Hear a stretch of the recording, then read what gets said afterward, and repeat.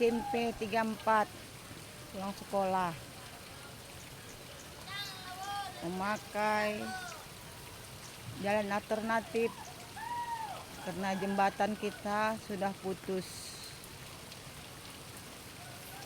Ini 34 nih, Kecamatan Medan Maimun.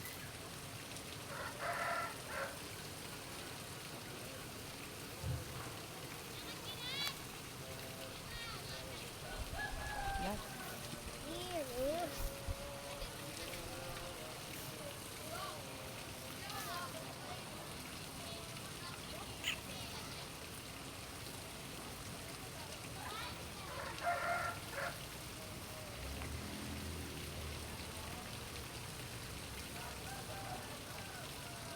Masih tetap anak sekolah ini? Masih. Tadi pagi juga masih ada yang lewat, semalam masih ada yang lewat karena rumah orang tuh deket sini. Jadi kalau untuk muter-muter orang itu kan susah. Siapa yang pasang garis itu, Kak? Kalau yang masang kok nggak salah dari Kelurahan atau dari PDAM?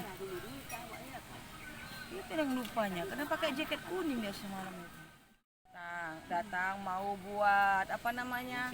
Pagar, Pagar lah supaya jangan dilewati. Nah, pipa itu. pipanya.